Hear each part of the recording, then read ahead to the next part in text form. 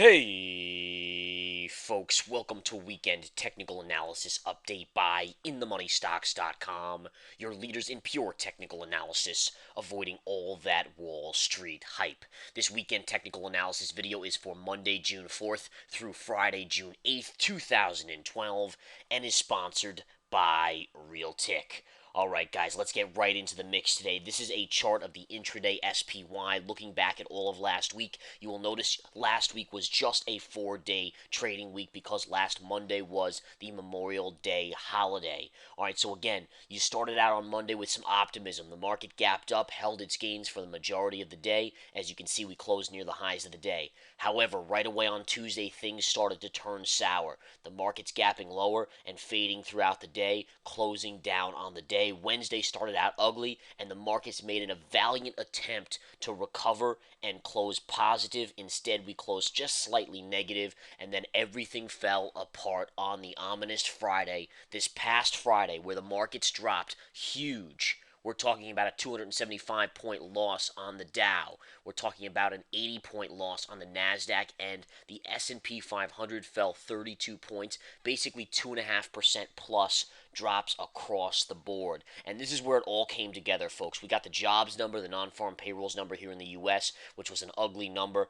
Again, just creating 69,000 jobs. Unemployment rate upticked 0.1%. And again, that was here in the U.S. We can't forget what's going on in Europe, which is getting worse and worse as the banks are beginning to fail over there or looking like they're going to. We're seeing no action by the ECB yet to stem the problem. We're seeing problems in Greece, Spain, Italy, Portugal continuing, and the way you know problems are continuing there when you look at the yields. What are the borrowing costs for these countries? As the borrowing costs go up, it tells you people are less likely or they don't want to lend money. That's why the country must raise the interest rate that they're going to pay on the debt that they borrow or the money they borrow. And it makes total sense because if someone comes to you and you know that they're a hazard and probably won't pay you back, the only reason you're going to give them a loan is if you charge a crazy interest rate. All right, yeah, sure, I'll give you $100 here if you give me $200 back.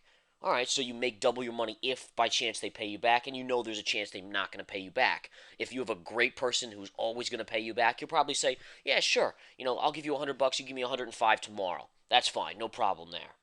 You see how that works, and that's the same thing with these countries. So as their borrowing costs go up, you know that that's because people are not wanting to lend them money. They have to raise the amount of interest they're going to pay back. Otherwise, they're not going to get any money from anyone. All right, so bottom line is it's a mess out there, folks. And we're going to go into Monday watching to see what's going on in Europe, seeing if the follow through from the jobs report continues. Will we get an announcement about QE3? Will we get the ECB in Europe to come out and stem the problem by bailing out some of these banks and possibly alleviating some of the problems by doing some Federal Reserve type stuff like the US did in 2009? Right, that's the only chance this market has of getting out of its own way on the way down. Otherwise, you will continue to collapse. There's no doubt about it, folks. All right? And I know it sounds dire, but the fact is, it is dire. All right? There's problems everywhere. China's slowing, India's slowing, US is slowing, and Europe is an absolute disaster. All right? So, as you go into Monday, you must, and I repeat, must, be in a conservative mode. This is not the time to be a cowboy, jumping long, jumping short, with big amounts of money. When you're in this environment where it's crazy and the markets are going up and down 2 to 3% per day, you must tone it down. Remember, it's survival of the fittest, the smartest in trading and in investing. The cowboys out there ultimately get shot. So going into the week, will I be looking for a couple plays on the swing trade side? Absolutely, I will. And I will put those out to my members inside the research center and in the intraday stock chat. But will I be putting a lot at risk? Absolutely not. We'll be taking small shots when the proprietary analysis that Nick and I do tell us to take those shots. All right, we'll flip over to the daily chart, let you guys look at the daily chart right now. But again, you're looking at toning down your position size. That's how you mitigate risk. All right, in a slow market, you can put 10% of your portfolio into one position, sure, because the market's going slow. It's up or down 0.5% a day. When you're going up and down like we are now, you tone it down. All right, Spider's daily chart. Again, beautiful head and shoulders here. Look at the shoulder here, head here, shoulder here. This pattern completed right to here. That was where you got your bounce.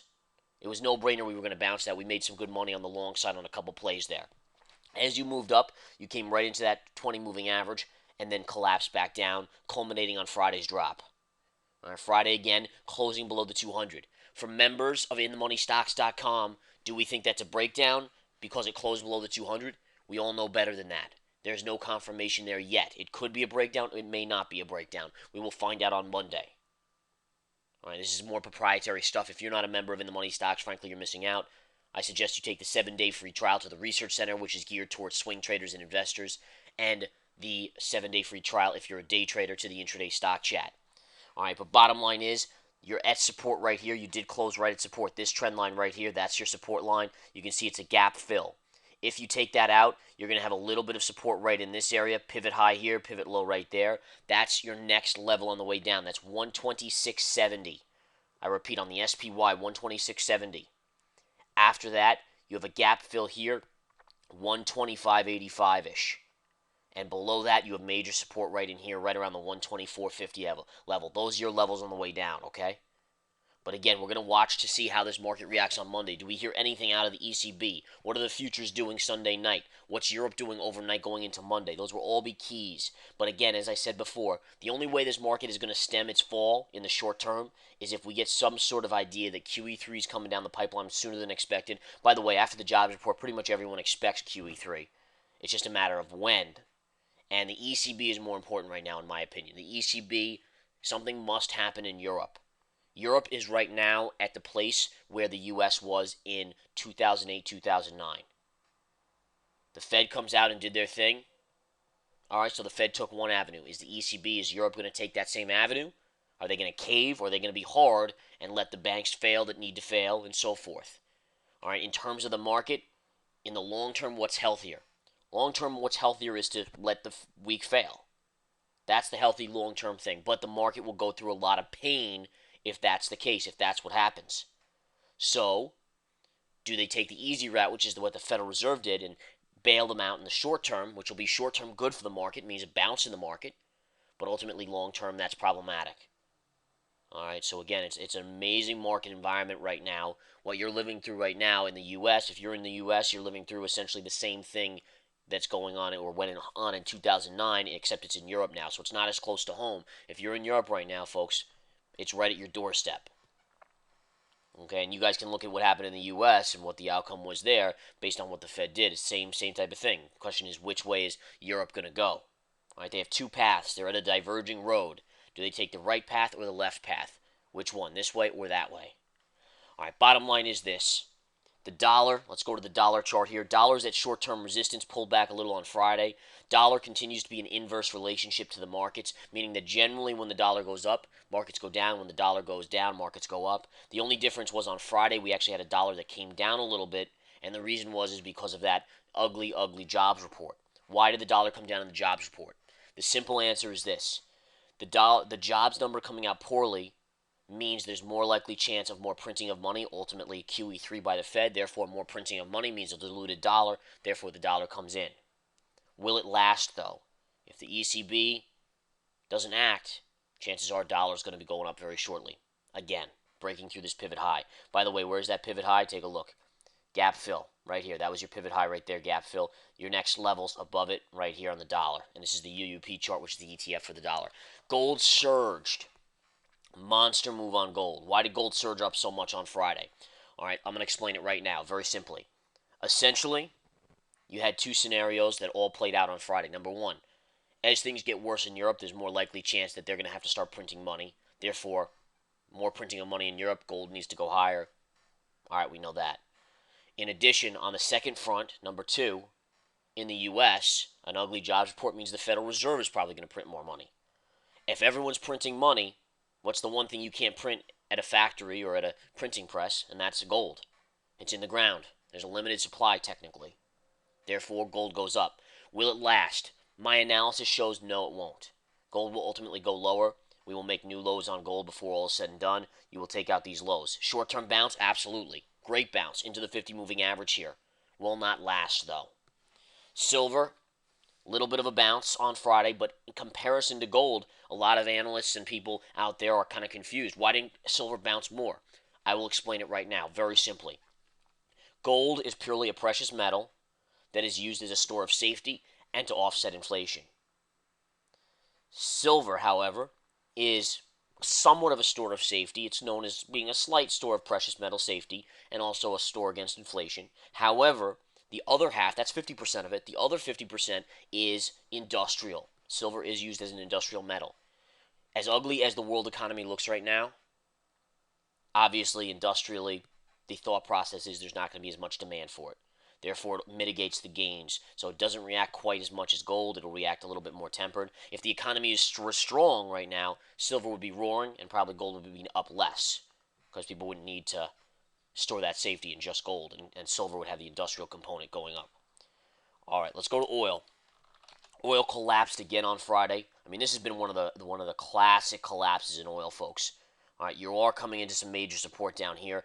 Oil is definitely oversold at this point in time. A little bit of a tail there, but not enough to call it a bottoming tail. We do not have a reversal signal on oil just yet.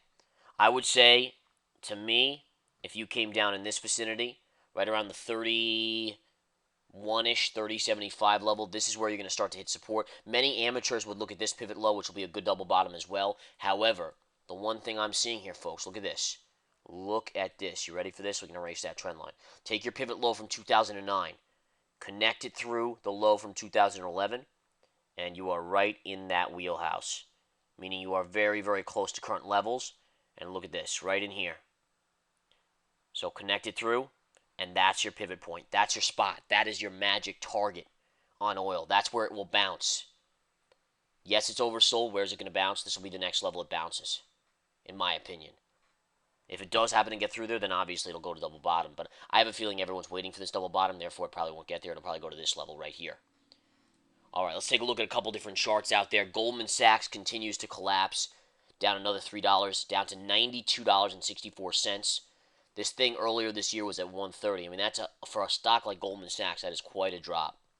All right. In addition, if you want to look at the levels here, zoom out. What I'm seeing right here, take the pivot low 2008, connect it right through, and you're very, very close to a bounce level. I mean, we're close to a bounce, folks, which tells me the ECB or the Federal Reserve is going to act soon. Very, very close to a level here. Same thing on many of the other financials out there. Apple, one thing about Apple I want to point out here, folks. Apple continues to be one of the stronger stocks. Okay? Yes, it was down almost $17 on Friday. However, notice how the markets are trading at new lows short term, and even the spiders were below the 200 at the close. Apple actually is just a little bit off this pivot low. So that's telling you it's relatively strong compared to the market. Yeah, of course it's going to sell if the market's down 275 points on the Dow, but when the market rallies and bounces, this thing is going to probably bust through this 50 moving average and go up very, very quickly. So watch for that, all right? A couple other stocks I want to go over with you guys. Let's take a look at Exxon. Exxon's coming into a very important level, in my opinion. A little bit more selling, and it comes right into this pivot point right here. This is a major support on Exxon. That will be a swing trade buy level right there. Gap fill right here around the 77-ish area, 76.50 area. In addition, all you need to do is connect this pivot low right through, and that's your area. So this is your target area right in here. All right, bottom line is this, folks. I'm the chief market strategist here at InTheMoneyStocks.com with my partner Nick Santiago. We have called this market, every single move basically in this market, the major pivots at least, especially. One thing to show you, check this out. Here's your daily chart of the SPY, which mirrors the S&P 500. We went out and we said we have a cycle turn to the downside in this market in essentially March, right here. Look at that. Everyone doubted us. Everyone said, no way. Market's too strong. It's not going down. Things are too good. It's not going down. You guys are wrong. You don't know what you're talking about. People have said that since our existence when we made these calls. And every single time we are right. This was our cycle pivot. We said, guys, market's going to start to turn down.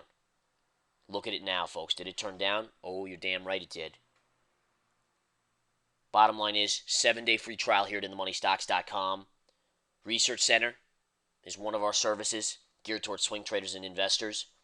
Intraday Stock Chatter is our other one, geared towards day traders. We will teach you our proprietary ways. We will teach you how to read the charts. We will teach you how to profit in any market. We will teach you how to be disciplined and how to know when to put money at risk and when not to. The keys to the puzzle are here at InTheMoneyStocks.com. Join us now. Take care. Let's make some more money this week, folks. Talk to you soon.